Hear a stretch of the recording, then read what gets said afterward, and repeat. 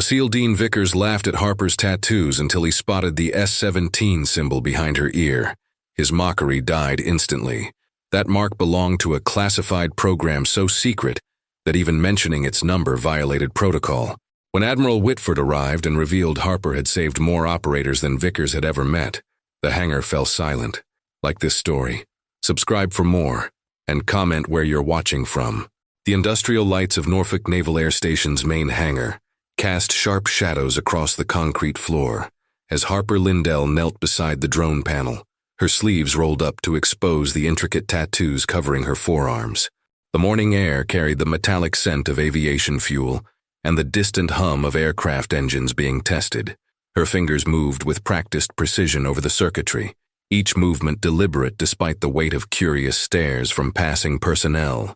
She'd grown accustomed to being the outsider, the civilian contractor in a world of uniforms and protocol, but familiarity didn't make it easier.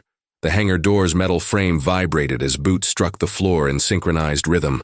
Harper's shoulders tensed automatically, though she kept her eyes on the diagnostic screen. The conversation grew louder as they approached, peppered with military jargon and casual confidence. "Who approved leaving street tattoo artist mess with our equipment?" The voice cut through the ambient noise like a blade. Harper's hand stilled on the control panel, her breath catching in her throat. She recognized the tone, mockery wrapped in authority, designed to humiliate without consequence. Dean Vickers stood behind her now, his SEAL team flanking him like a tribunal. Their laughter rippled across the hangar, drawing attention from other personnel who had paused their work to witness the spectacle. Harper's jaw tightened, but she didn't turn around. She'd learned long ago that responding to such provocations only fed the fire. Instead, she reached for her diagnostic tool, her movements careful and controlled. "Look at that ink," Vickers continued, his voice carrying the practiced casualness of someone accustomed to an audience. "Bet she thinks those symbols make her look tactical." More laughter. Harper felt heat rise in her cheeks, but she swallowed the emotion. Forcing her breathing to remain steady, her fingers found the tool's familiar weight, anchoring her to the task at hand. The camera-like quality of the moment wasn't lost on her. Every gesture scrutinized, every reaction cataloged for future ammunition. She could feel their eyes on her tattoos, reducing years of her life to decorative mistakes. From across the hangar, Elliot Marston paused his own work, his weathered face creasing with something between concern and recognition. The veteran technician had seen enough military politics to recognize a setup when he witnessed one.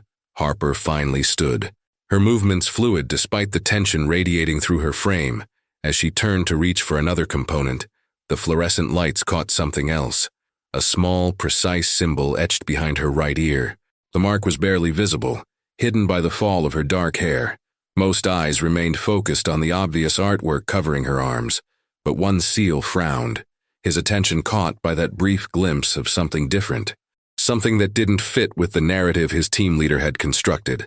Vickers stepped closer, his smile widening with predatory satisfaction. "Next time they need someone to detail our birds. Maybe they should hire actual mechanics instead of wannabe artists." The words hung in the air like smoke from a fire. Nobody wanted to acknowledge. Harper bent to collect her tools, her movements precise despite the tremor in her hands. The small symbol behind her ear caught the light again, a triangle containing numbers that seemed to burn briefly in the harsh illumination. Marston's eyes sharpened. Something about that mark tugged at memories he'd rather forget, connections he wasn't supposed to make. As Harper straightened, tool case in hand, she finally met Vickers's gaze. Her eyes held depths that didn't match his assessment of her, depths that spoke of experience he couldn't begin to imagine. "I'm here to work," she said quietly, her voice steady despite everything. "That's all." Vickers' grin never wavered, but something in her tone made one of his team members shift uncomfortably. The SEAL who'd noticed the hidden symbol exchanged a glance with Marston across the hangar. The industrial sounds of the airfield resumed their rhythm as Harper walked toward her designated work area, each step measured and purposeful. Behind her, Vickers continued his commentary for his audience. But the laughter seemed forced now. Marston watched her retreating figure, his mind racing through classified briefings from years past, trying to place where he'd seen that particular marking before. The symbol had been visible for mere seconds, but its image burned in his memory like a brand, as Harper disappeared around a stack of equipment crates. She paused briefly, her free hand unconsciously rising to touch the space behind her ear where the mark lay hidden. The gesture lasted only a moment before she caught herself and continued walking.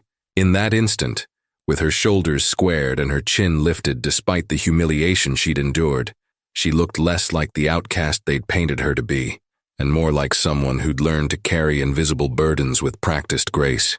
The side workshop felt like a sanctuary after the public examination in the main hangar. Harper arranged her tools on the metal workbench with movements that spoke of muscle memory, older than conscious thought. Each instrument found its precise place, creating order from the chaos of her morning. She unzipped her equipment case, revealing components nestled in foam cutouts like pieces of a complex puzzle. But beneath the organized exterior, her hands trembled slightly as she lifted the first diagnostic unit. The workshop's fluorescent lighting hummed overhead, casting everything in stark relief. Harper moved with an economy of motion that seemed almost choreographed, checking exit routes without appearing to, positioning herself with clear sightlines to the door, maintaining perfect posture. Despite the civilian clothes that marked her as an outsider, her backpack sat against the far wall, unremarkable except for the way she'd positioned it, handle facing outward, main compartment slightly unzipped for quick access. Inside, wrapped in a faded cloth, lay a challenge coin whose surface had been worn smooth by countless nervous fingers. Harper pulled her hair back. Securing it with a rubber band, the motion revealed the small tattoo behind her ear fully for the first time, a precise triangle containing S-17 in numerals that seemed to have been etched with military precision. She practiced speaking to the empty workshop, her voice barely above a whisper. "I deserve to be here." The words felt foreign in her mouth, lacking conviction. She cleared her throat and tried again. "I earned my place here." Still wrong. The affirmations felt like lies she was telling herself. From the main hangar, voices drifted through the thin walls. Harper's hands stilled as she caught fragments of conversation, technical jargon mixed with casual dismissals of civilian contractors. Her jaw tightened, but she forced herself to continue working. The drone component in her hands was a marvel of engineering, its circuits more complex than most people could comprehend. She'd helped design similar systems years ago, back when her opinions mattered and her expertise was valued rather than questioned. Footsteps approached the workshop entrance. Harper's shoulders tensed automatically before Elliot Marston appeared in the doorway, his expression carefully neutral. "Everything all right in here?" he asked, his voice carrying the gruff kindness of someone who'd witnessed too many injustices to ignore another one. Harper managed a smile that didn't quite reach her eyes. "Fine, just getting oriented." Marston studied her for a moment, taking in the precise way she'd arranged her workspace, the military bearing she couldn't quite suppress. "Those boys can be rough on newcomers. Don't take it personal." "I won't." The response came too quickly, too practiced. He lingered in the doorway, something clearly weighing on his mind. "You remind me of someone," he said finally. "Someone from a long time ago." Harper's hands went still on the component she was examining. "I get that a lot. This person, she had a particular way of organizing things, same precision you've got." Marston's eyes flickered to her workbench, then to the way she held herself. Military precision. The air in the workshop seemed to thicken. Harper kept her expression neutral, but her fingers found the cloth-wrapped challenge coin in her backpack's side pocket. "I'm just thorough," she said carefully. Marston nodded slowly, but his eyes held questions she couldn't answer. As he turned to leave, Harper caught a glimpse of her reflection in the polished surface of the drone component. The woman staring back looked tired, worn down by years of hiding who she really was. The tattoos on her arms told stories she'd never shared, but they weren't the story that mattered. The real story was hidden behind her ear, in a symbol that fewer than a dozen people alive would recognize. Back in the main hangar, Dean Vickers was holding court with his team, their conversation punctuated by occasional bursts of laughter. "Give her until end of day," Vickers said, adjusting his tactical vest with casual confidence. "These types always fold when they realize they're in over their heads." His teammates nodded agreement. But one, the SEAL who'd noticed the hidden symbol, remained quiet, his expression troubled. Harper closed her eyes and whispered to her reflection, "You're not who they think you are." The words carried weight beyond their simple meaning, settling into the workshop's silence like a promise she wasn't ready to keep. Outside, The sounds of the naval base continued their rhythmic pulse, but inside the small workspace, time seemed suspended between who she'd been forced to become and who she really was. The afternoon briefing brought the entire technical crew together in the main hangar, their voices creating a low murmur that echoed off the metal ceiling. Harper positioned herself at the edge of the group, close enough to hear but far enough away to avoid drawing attention. Dean Vickers strode into the space with the confidence of someone accustomed to commanding attention. His SEAL team followed, their presence immediately shifting the room's dynamic. Conversations died as personnel straightened, military discipline reasserting itself. "Let's talk about our civilian contractor situation," Vickers announced, his voice carrying across the hangar with practiced authority. Harper's stomach dropped, but she kept her expression neutral. Around her, heads turned in her direction, creating a circle of attention she neither wanted nor could escape. Vickers walked closer, his movements deliberate and theatrical. "Now, I'm not saying anyone's lying about their qualifications." He paused, letting the implication hang in the air. "But we've got protocols for a reason." The assembled personnel shifted uncomfortably. Harper could feel the weight of their stares, the silent judgment that came with being singled out. "I've been thinking," Vickers continued, his tone deceptively reasonable. "Maybe we can make this easy for everyone. Harper here can tell us she borrowed someone else's resume, maybe a husband's military record, and we'll call it even. No harm, no foul." A murmur rippled through the crowd, some nodding as if this explanation made perfect sense. Harper's hands clenched at her sides, but she forced herself to remain silent. "I didn't borrow anything," she said finally, her voice steady despite the tremor in her chest. Vickers smiled, but there was no warmth in the expression. "Come on now, your name isn't in any military database I can access, trust me. I checked." He gestured to his team. "We all checked." The circle of faces around Harper seemed to close in. She could see doubt creeping into their expressions, suspicion replacing the professional courtesy they'd shown her that morning. "I earned my place here," Harper said, her voice stronger now. "Earned it how?" Vickers pressed. "Show us your DD-214. Show us any documentation that proves you've got the clearance to work on classified systems." Harper's throat tightened.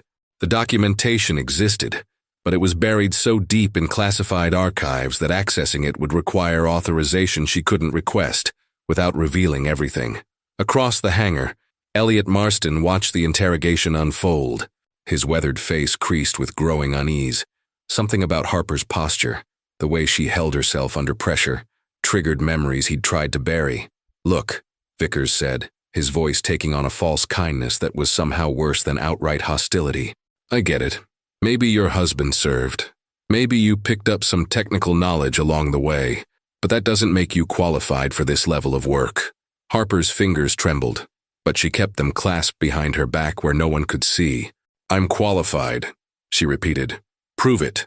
The challenge hung in the air between them. Harper could feel the weight of every gaze in the hangar, the collective judgment of people who'd already decided her fate. She turned slowly, dignity intact despite the humiliation burning through her veins as she moved. Her hair shifted slightly, and for just a moment, the symbol behind her ear caught the light. Marston's breath caught. The triangle and numbers were clearer now, and recognition hit him like a physical blow. His mind raced through classified briefings from years past, through protocols he'd sworn never to discuss. Harper walked back toward her workstation with measured steps, her shoulders square and her head high. Behind her, the crowd began to disperse, their conversations resuming with the satisfied air of people who'd witnessed justice served.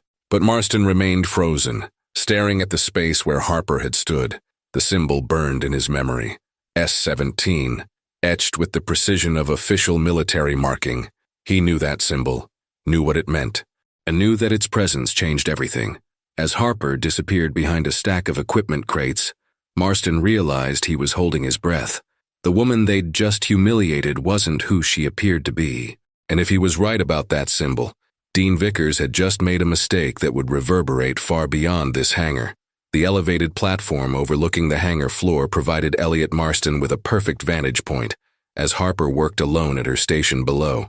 He'd climbed up here to think, to process what he'd seen, but now the symbol behind her ear dominated his thoughts like a classified ghost refusing to stay buried. She moved with unconscious precision, her hand steady despite the morning's humiliation. Every gesture spoke of training that went deeper than civilian technical knowledge, muscle memory that belonged to someone who'd operated under pressure in ways most people couldn't imagine. Marston pulled out his phone and found Vickers' number. His finger hesitated over the screen as Harper adjusted her position, revealing the S-17 symbol once again. The mark seemed to burn against her skin, a brand that carried weight beyond its simple appearance. The call connected after 2 rings. "What's up, Marston?" Vickers' voice carried casual confidence, as if the morning's interrogation had been nothing more than routine business. "That symbol isn't a civilian tattoo." Marston's words came out sharper than he'd intended. A pause. "What symbol?" "Behind her ear. The triangle with numbers. That's not something you get at a parlor." Vickers' tone shifted slightly. "You're seeing things, old man. It's just another piece of tactical wannabe artwork." Marston gripped the platform railing, his knuckles white. "I worked periphery on Spectre retrieval protocol. That marking, S-17. It's not something civilians would know about, let alone wear." The silence on the other end of the line stretched long enough that Marston wondered if the connection had dropped. Below, Harper continued her work, unaware that her deepest secret was being discussed 15 feet above her head. "You're sure?" Vickers' voice had lost its casual edge. "Dead sure and Dean." Marston's voice dropped to barely above a whisper. "You shouldn't even be saying that number out loud." The implication hung between them like live ammunition. Spectre retrieval protocol existed in the gray areas of military classification, known only to those who'd operated at the highest levels of special operations support. Harper's phone buzzed against the workbench below, but she ignored it.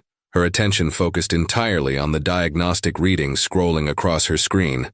Her movements remained steady, professional, giving no indication that she was anything other than what she appeared to be.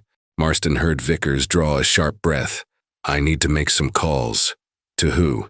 People who would know. The line went dead. Marston pocketed his phone and continued watching Harper work. She'd repositioned herself again, and now he could see the challenge coin she kept touching, a nervous habit that suggested the worn metal held significance beyond its apparent age. 20 minutes passed before Vickers appeared on the hangar floor, his usual swagger replaced by something approaching caution. He approached Harper's workstation with measured steps, his team trailing behind at a respectful distance. Harper looked up as he approached, her expression carefully neutral. "Is there something you need?" Vickers studied her face, searching for something he hadn't seen before. "Just checking on progress." "I'm on schedule." Harper's response was professional, giving nothing away. "Good." Vickers hesitated, then gestured toward the symbol behind her ear. "That mark. Where'd you get it done?"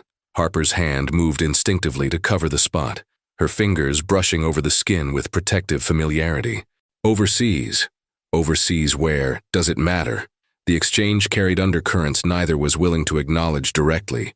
Vickers clearly wanted to ask more pointed questions, but something held him back, perhaps the growing certainty that those questions might yield answers he wasn't prepared to handle. Marston's phone buzzed with a text message. He glanced down at the screen. "Someone's coming, high level. Ida 30 minutes. The veteran technician looked back at Harper, who had returned to her work with forced concentration. Whatever was about to unfold, she remained unaware that her carefully constructed civilian cover was beginning to crumble. Vickers backed away from her workstation, his expression troubled for the first time since morning. He looked like someone who'd realized he might have misjudged a situation completely. The rhythmic thrum of helicopter rotors cut through the afternoon air, growing louder as the aircraft approached Norfolk's landing pad. Inside the hangar, personnel paused their work to look toward the sound, conversations dying as the implications of an unscheduled arrival registered. Dean Vickers found Harper still at her workstation, but his approach lacked the morning's aggressive confidence. Something had shifted in his demeanor, uncertainty where arrogance had lived, caution replacing casual cruelty. Harper, her name came out differently now, without the mocking edge that had characterized their earlier encounters. She looked up from her diagnostic screen, noting the change in his tone but unable to interpret its meaning. "Yes, I wanted to." He stopped, the words seeming to catch in his throat. "Look, maybe we got off on the wrong foot this morning." Harper's hand stilled on the controls. An apology from Dean Vickers was so unexpected that she wondered if she'd misheard him. Before she could respond, the hangar's main radio crackled to life. All personnel, prepare for immediate protocol reception. Repeat, immediate protocol reception in effect. The announcement sent ripples of activity through the space. Technicians began securing their workstations. SEALs straightened their uniforms, and the casual atmosphere that had defined the morning evaporated into military precision. Harper felt the change like a shift in air pressure. Her civilian status suddenly felt more pronounced, more vulnerable, as if she were standing in the wrong place at the wrong time. Through the hangar's open bay, a convoy of black vehicles became visible on the access road. The lead car bore flags that made Vickers' face pale visibly. "Jesus," one of his team members whispered. "That's Admiralty." Harper's breath caught in her throat. She reached instinctively for the challenge coin in her pocket, her fingers finding its familiar weight as her pulse accelerated. High-ranking visits meant scrutiny, questions, exposure of secrets she'd worked years to keep buried.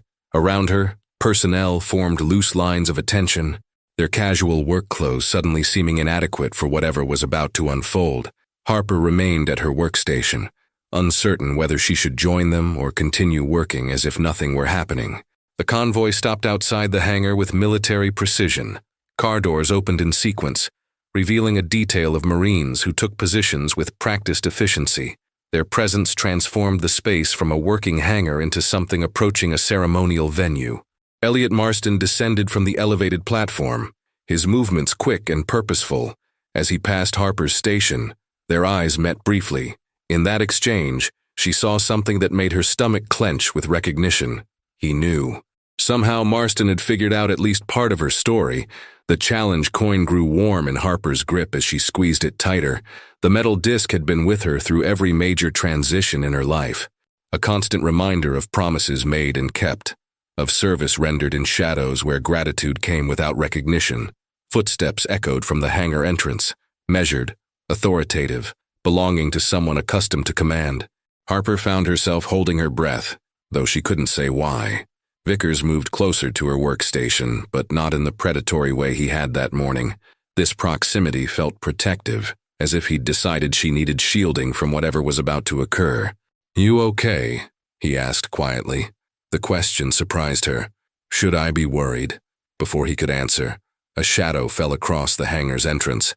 Admiral Rowan Whitford stepped into the space with the bearing of someone who carried decades of command authority in his shoulders. His dress uniform was immaculate, his expression unreadable, but Harper recognized something in his posture that made her chest tighten with memory. The hangar fell into absolute silence as Whitford surveyed the assembled personnel. His gaze swept methodically across the space, taking inventory of faces and positions, with the practiced eye of someone accustomed to reading situations quickly and accurately. When his eyes found Harper, they stopped. The recognition was instantaneous and mutual. Years collapsed between them in that moment, bringing with them memories of classified briefings, desperate missions, and conversations that had shaped both their careers in ways they could never publicly acknowledge. Harper's grip on the challenge coin tightened until her knuckles went white. The Admiral's presence meant that her carefully constructed civilian identity was about to shatter, exposing truth she'd worked so hard to bury. Whitford began walking toward her with deliberate steps, each one echoing through the silent hangar like a countdown to revelation. Admiral Whitford moved through the assembled personnel with the fluid authority of someone who had commanded respect for decades. SEALs and technicians alike straightened automatically as he passed, their casual morning demeanor replaced by rigid military bearing. Dean Vickers stepped back from Harper's workstation, his face reflecting the dawning realization that he had gravely misjudged the situation. The swagger that had defined his morning interactions had evaporated, leaving behind someone who looked smaller than his uniform suggested. Whitford stopped directly in front of Harper, who remained seated at her diagnostic station. She looked impossibly small beside the imposing figure of the Admiral, her civilian clothes marking her as an outsider in a space suddenly dominated by military protocol. The silence stretched between them. Heavy with unspoken history, Whitford's eyes moved to the symbol behind Harper's ear, the S-17 marking that had caused such confusion among those who'd glimpsed it.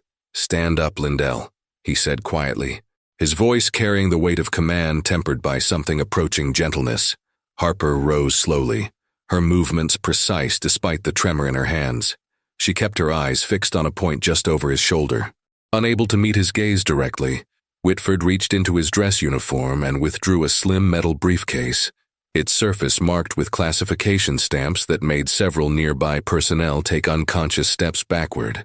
The locks opened with mechanical precision, revealing documents that bore the same S-17 symbol Harper carried on her skin. "It's been a long time," Whitford said, his voice pitched for her alone but carrying clearly in the hangar's acoustics. Harper's throat constricted. "Admiral, the last time I saw someone wear that symbol with such courage was in a situation room in Kandahar." His words fell like stones into still water, creating ripples of recognition that spread through the assembled crowd. Elliot Marston stepped forward slightly, his weathered face showing vindication mixed with concern. The pieces he'd been struggling to assemble all morning suddenly clicked into place with devastating clarity. Vickers looked like someone who'd just realized he'd been standing on a landmine. His team members exchanged glances that spoke of shared recognition. They had all been trained to respect the classification levels that Whitford's briefcase represented.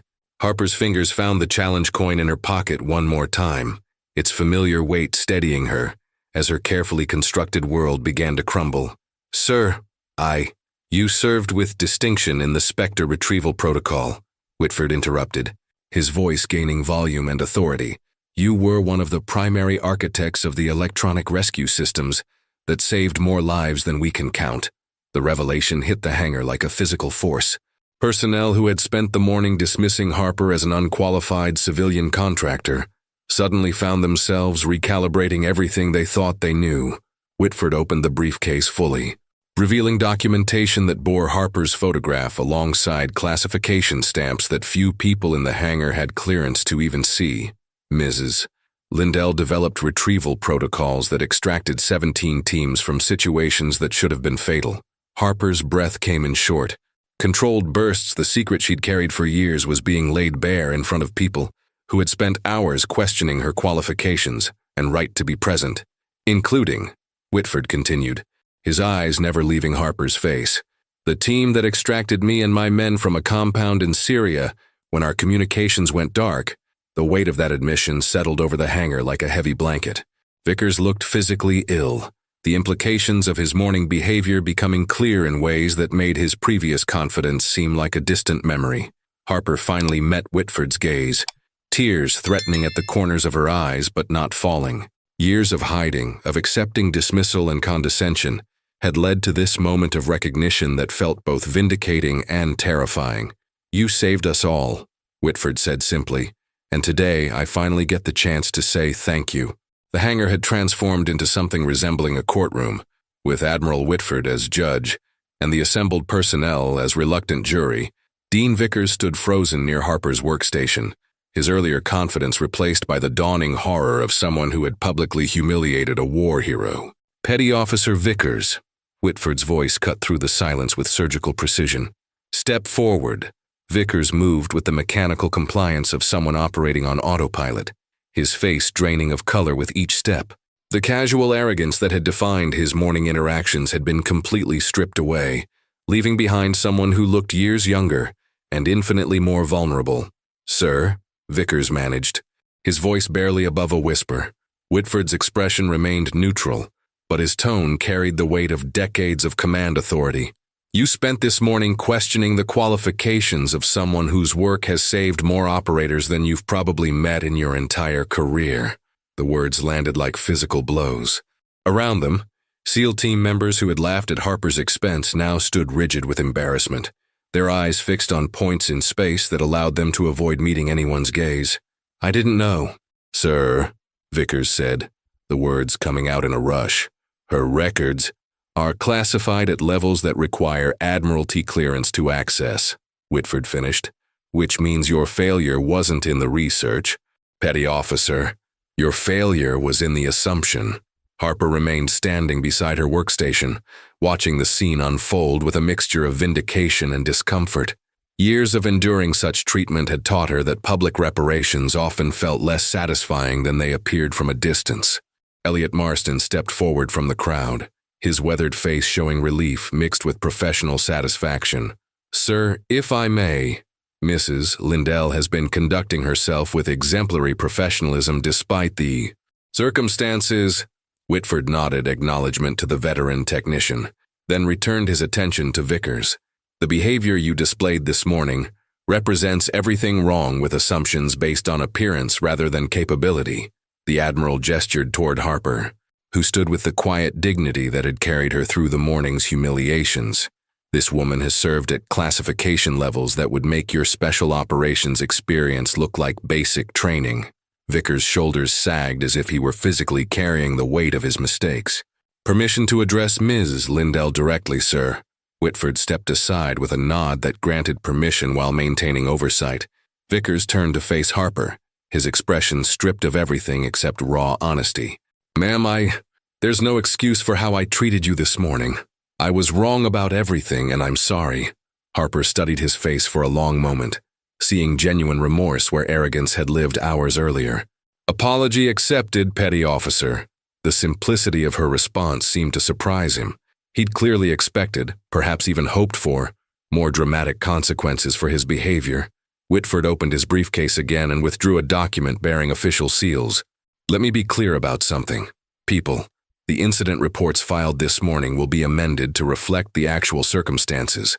Any suggestions that Mrs. Lindell obtained her position through anything other than extraordinary qualification will be struck from the record. He held the document up where everyone could see it.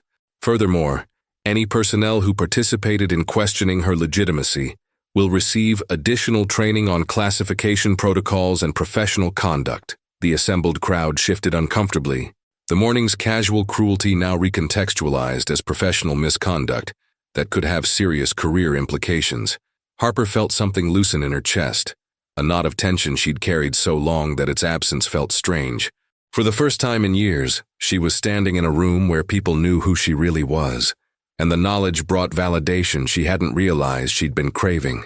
The afternoon sun streamed through the hangar's high windows, casting long shadows across the concrete floor as Admiral Whitford reached into his briefcase one final time. The assembled personnel watched in silence, their morning certainties replaced by the uncomfortable knowledge that they had witnessed something far more significant than a simple personnel dispute. Harper stood quietly beside her workstation, her hands steady now despite the emotional weight of the moment. The challenge coin in her pocket had stopped feeling like a secret burden and had returned to being what it was meant to be, a reminder of service rendered and promises kept. There's one more matter to address, Whitford said, his voice carrying the formality of official business. He withdrew a small case from his briefcase, its surface bearing classification stamps that made several nearby personnel instinctively step back. The case opened with a soft click, revealing a medal unlike any the assembled personnel had seen before. Its design was elegant but understated, marked with symbols that spoke of achievements too classified for public recognition. Technical merit, special classification, Whitford announced. Awarded for exceptional service in the development and implementation of electronic rescue protocols under the Spectre Retrieval Program. Harper's breath caught in her throat. She'd known the medal existed in theory, had even helped write the criteria for its award, but had never imagined she would receive one herself. Whitford stepped closer, his expression softer than his military bearing typically allowed. This recognition is 6 years overdue, Lindell. I should have found a way to present it sooner. He placed the medal in her palm, closing her fingers around it with gentle pressure. For saving lives that couldn't be publicly acknowledged, in operations that officially never happened, the weight of the medal felt substantial in Harper's hand, not just its physical mass, but the recognition it represented. Years of hiding, of accepting dismissal and condescension, were suddenly balanced against this moment of official validation. Applause began slowly, starting with Elliot Marston's weathered hands and spreading through the assembled personnel. Even the SEALs who had mocked her that morning joined in, their clapping carrying the subdued energy of people seeking redemption for their earlier behavior. Harper looked down at the medal, its surface reflecting the hangar's industrial lighting. When she looked up again, her eyes were bright with unshed tears that she refused to let fall. "Thank you, sir," she said, her voice steady despite the emotion threatening to overwhelm her. Whitford nodded, then stepped back and addressed the assembled crowd. "Let this serve as a reminder that expertise comes in many forms, and classification exists for reasons beyond your need to know. Assumptions about capability based on appearance have no place in professional military operations. The crowd began to disperse slowly, conversations resuming in subdued tones that reflected the morning's dramatic shift in understanding. Personnel who had watched Harper's humiliation with casual interest now approached with something approaching reverence. Dean Vickers remained near the workstation, his expression heavy with the weight of lessons learned too late to prevent damage. "Mrs. Lindell, is there anything I can do to—" Harper held up a gentle hand, stopping his words. "The apology was enough, petty officer. We all make mistakes." The grace of her response seemed to surprise him more than anger would have. She'd chosen forgiveness over retribution, professionalism over personal satisfaction. As the hangar slowly returned to its normal rhythm, Harper carefully placed the medal in her equipment case beside the challenge coin that had anchored her through years of hiding. For the first time in longer than she could remember, both objects felt like sources of strength, rather than reminders of what she'd lost. Elliot Marston approached as the crowd thinned, his expression carrying satisfaction mixed with professional respect. "Feels good to finally see things set right," Harper nodded, closing her equipment case with movements that seemed less burdened than they had that morning. "It does." The afternoon sun streamed through the hangar's high windows, casting long shadows across the concrete floor as Admiral Whitford reached into his briefcase one final time. The assembled personnel watched in silence, their morning certainties replaced by the uncomfortable knowledge that they had witnessed something far more significant than a simple personnel dispute. Harper stood quietly beside her workstation, her hands steady now despite the emotional weight of the moment. The challenge coin in her pocket had stopped feeling like a secret burden and had returned to being what it was meant to be, a reminder of service rendered and promises kept. "There's one more matter to address," Whitford said, his voice carrying the formality of official business. He withdrew a small case from his briefcase, its surface bearing classification stamps that made several nearby personnel instinctively step back. The case opened with a soft click, revealing a medal unlike any the assembled personnel had seen before. Its design was elegant but understated, marked with symbols that spoke of achievements too classified for public recognition. "Technical merit, special classification," Whitford announced. "Awarded for exceptional service in the development and implementation of electronic rescue protocols under the Spectre retrieval program." Harper's breath caught in her throat. She'd known the medal existed in theory, had even helped write the criteria for its award, but had never imagined she would receive one herself. Whitford stepped closer, his expression softer than his military bearing typically allowed. "This recognition is 6 years overdue, Lindell. I should have found a way to present it sooner." He placed the medal in her palm, closing her fingers around it with gentle pressure. "For saving lives that couldn't be publicly acknowledged, in operations that officially never happened." The weight of the medal felt substantial in Harper's hand, not just its physical mass, but the recognition it represented.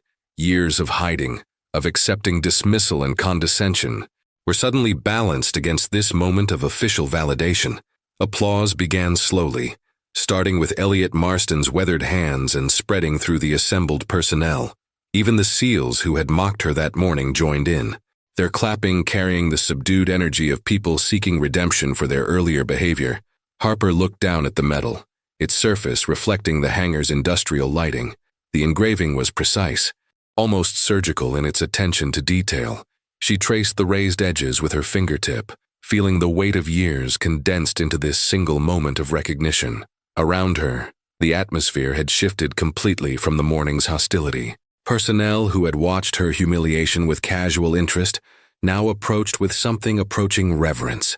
A young technician she'd barely noticed earlier stepped forward with obvious nervousness. "Ma'am," he said, his voice barely above a whisper, "I wanted to apologize for not speaking up when things got difficult this morning." Harper studied his face, seeing genuine regret in his expression. "What's your name?" "Petty Officer Martinez, ma'am. I've been working here for 8 months. 8 months, Harper repeated, considering his words. "You know what I learned in my first 8 months of military service?" "Martinez." He shook his head, waiting for wisdom he clearly hoped would absolve his silence. "That speaking up requires understanding the full situation first.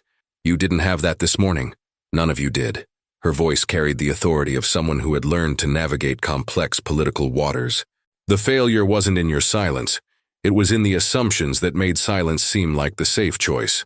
Martinez nodded gratefully and stepped back, but his expression carried something new, respect mixed with the determination of someone who had learned an important lesson about courage and timing.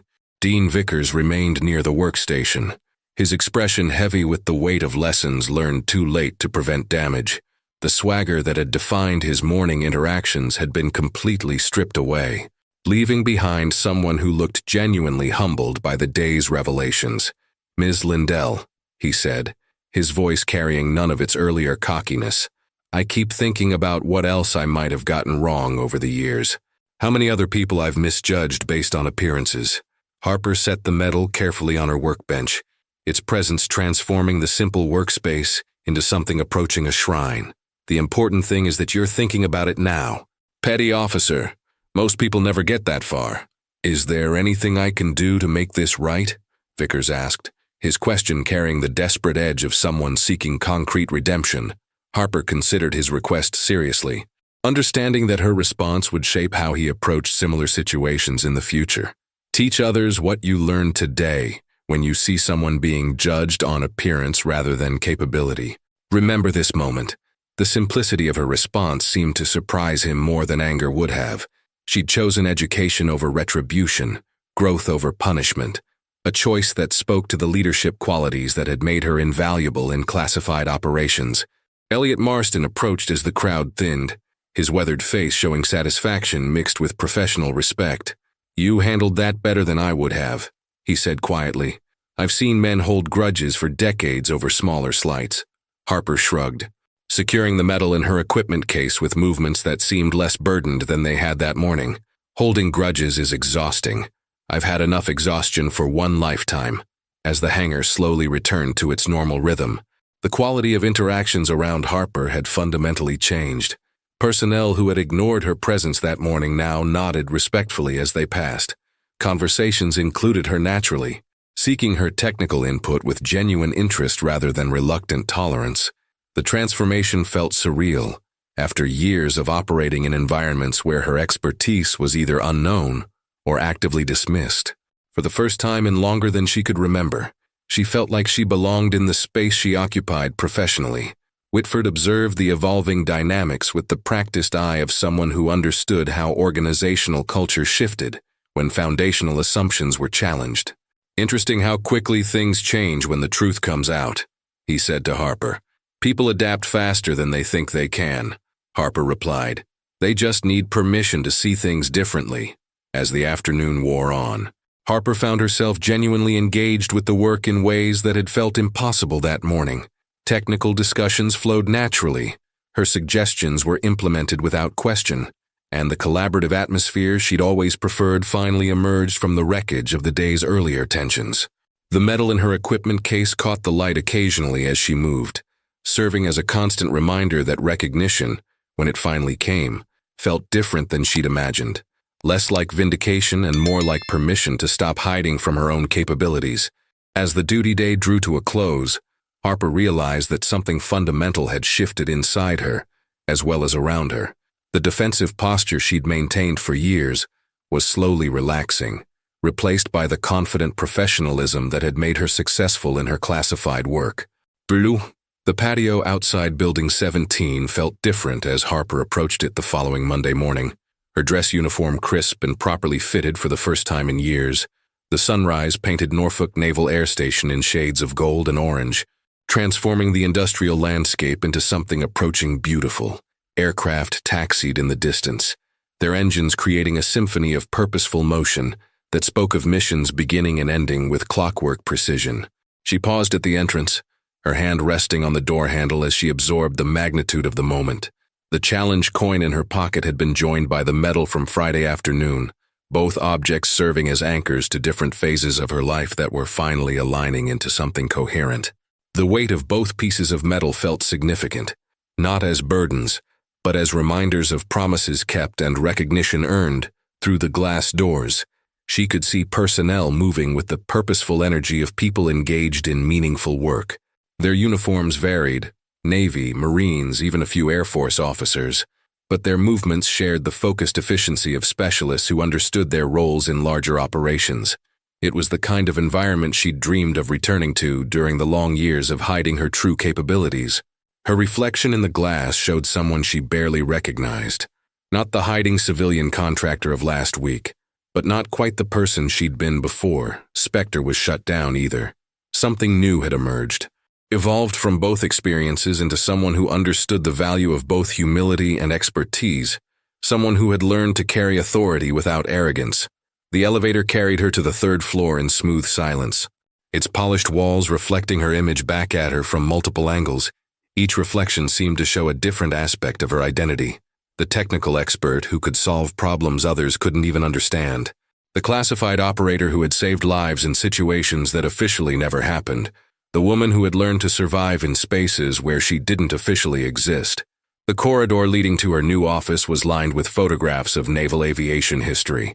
Black and white images that spoke of courage displayed in earlier generations. Pilots standing beside aircraft that looked impossibly primitive by modern standards, their faces carrying the quiet confidence of people who had pushed the boundaries of what was possible. She found herself wondering if someday, classified operations might be honored with similar recognition, their stories finally safe enough to tell. Her office door bore a simple nameplate. H. Lindell, Technical Director, Special Projects Division. The title carried weight without specificity, official recognition without exposure, exactly the balance she needed below the nameplate. A smaller plaque indicated her security clearance level, the alphanumeric code serving as silent proof that her access had been fully restored. The office itself was larger than she'd expected, with windows that offered a view of the active runway. Her desk was positioned to take advantage of the natural light while maintaining clear sight lines to both the door and the corridor beyond, positioning that spoke to security protocols she'd almost forgotten she knew. As she settled behind her desk, Harper opened her equipment case and carefully arranged its contents in the drawers. The challenge coin found its place in the top drawer, easily accessible, but no longer requiring the constant contact that had sustained her through years of hiding. Its worn surface caught the morning light, each scratch and ding a testament to the nervous energy it had absorbed during her darkest periods. The metal went into a frame on her desk, positioned where she could see it without it dominating the space. Its presence served as a reminder that recognition, when it finally came, felt different than she'd imagined, less like vindication, and more like permission to continue the work that had always mattered most. A stack of folders sat on her desk, each bearing classification markings that indicated the scope of her new responsibilities. Harper opened the first one, finding technical specifications for communication systems more advanced than anything she'd worked with during the original Spectre program. The evolution of technology during her years away was both impressive and daunting. Her computer terminal activated with a soft chime, displaying a desktop background that featured the seal of Special Projects Division, overlaid with her security clearances and access levels. The simple act of logging into a classified system felt like putting on clothes that fit properly, after years of wearing the wrong size. A knock on her doorframe made her look up to find Admiral Whitford standing in the entrance, a coffee cup in each hand, and an expression that suggested today would mark the beginning of something significant. His presence filled the doorway with the quiet authority of someone who had spent decades making decisions that affected lives around the globe. "Ready to get back to work, Lindell?" he asked, offering her one of the cups. Harper accepted the coffee and smiled, the first completely genuine smile she'd allowed herself in years. The warmth of the ceramic mug in her hands felt grounding, a simple pleasure that somehow emphasized the significance of the moment. "More ready than I've been in a long time, sir," she replied, gesturing to the chair across from her desk. Whitford settled into the chair with the careful movements of someone who had learned to project authority even in relaxed settings. "I want to brief you on the scope of the new program before you meet with your team this afternoon." He opened a briefcase that Harper recognized as similar to the one he'd carried into the hangar on Friday. But this one contained different documents, technical specifications, operational parameters, and mission profiles that spoke to the evolution of special operations since Spectre's original incarnation.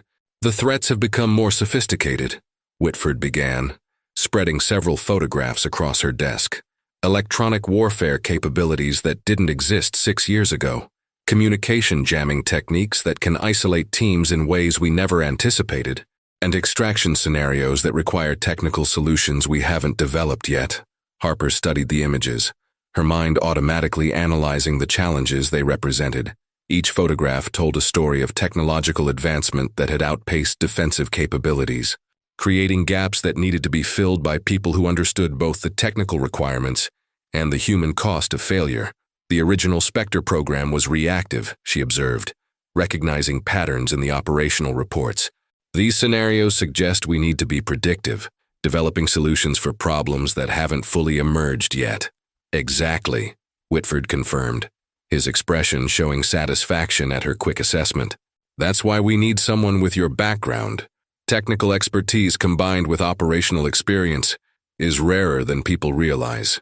He pulled out an organizational chart that showed the structure of the new program. Harper's position sat at the center of a web that connected technical development, field operations, and strategic planning, exactly the kind of integrated approach she'd advocated for during the original program's development.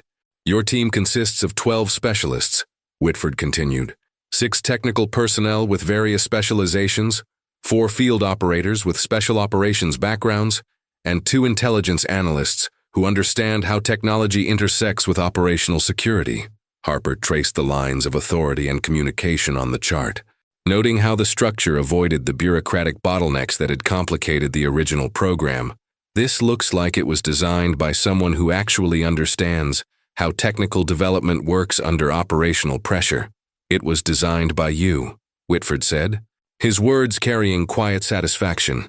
The recommendations you submitted in your final report 6 years ago formed the foundation for this structure. The revelation hit Harper with unexpected force. She'd written that report during the darkest period following Spectre's closure, when it seemed like all her work had been wasted on bureaucratic failures and political considerations. Learning that her recommendations had been preserved and implemented felt like discovering that seeds she'd thought were lost had actually been growing in hidden soil. The budget, she asked, working through practical considerations, adequate for the mission with provisions for expansion based on demonstrated results? Whitford's response carried the confidence of someone who had fought bureaucratic battles and won. Congress understands that half measures in this area create more problems than they solve. Outside her window, training aircraft continued their patterns against the morning sky. Harper watched them for a moment, thinking about all the invisible systems that coordinated their movements, all the technical challenges that had to be solved before pilots could focus on their primary missions. When do I meet the team? She asked. This afternoon at 1400 hours, conference room B on this floor. Whitford began gathering his materials, but his movement suggested the conversation wasn't quite finished. There's one more thing. Lindell, Harper waited, recognizing the tone that preceded important information. 3 members of your team were part of the original Spectre program. They requested assignment here specifically because they wanted to work with you again. The knowledge that former colleagues had actively sought to reunite with her felt overwhelming in ways she hadn't expected. During her years of hiding, she'd assumed that her professional relationships had been casualties of the program's closure, connections severed by classification requirements and career necessities. Who? She asked, though part of her was afraid to hope. Chief Petty Officer Rodriguez, who ran communications during the Syrian extraction, Lieutenant Commander Park, who handled the technical interface during the Somalia operation, and Dr. Sarah Chen, who developed the encryption protocols that made long-range coordination possible. Each name carried memories of successful operations, late-night problem-solving sessions, and the unique satisfaction of working with people who understood both the technical challenges and their human implications. The prospect of rebuilding those working relationships felt like recovering a part of herself she'd thought was permanently lost. They've all maintained their clearances, Harper asked, and continued developing expertise in areas that will be relevant to the new mission parameters, Whitford confirmed. Rodriguez has become our leading expert on drone communication systems. Park has been working on satellite integration protocols, and Dr. Chen has been developing quantum encryption methods that could revolutionize secure communications. The scope of their continued development spoke to dedication that went beyond simple career advancement. These were people who had found the same meaning in the work that Harper had, who had continued growing their capabilities, even without a specific program to apply them to, as Whitford prepared to leave. Harper felt the pieces of her professional identity settling back into alignment in ways she hadn't experienced since Spectre's closure. The isolation of the past 6 years was ending, replaced by the prospect of collaboration with people who understood both her capabilities and the importance of the work they'd be doing together. "Sir," she said as he reached the doorway. "Yes. Thank you for not giving up on this on any of us." Whitford's expression grew serious, his words carrying the weight of someone who had seen too many valuable people lost to bureaucratic short-sightedness. "People like your team are rare, Lindell. The military doesn't have so many truly exceptional technical minds that we can afford to waste them due to political considerations." After he left, Harper sat in the quiet of her new office, absorbing the transformation that had occurred in her life over the past few days.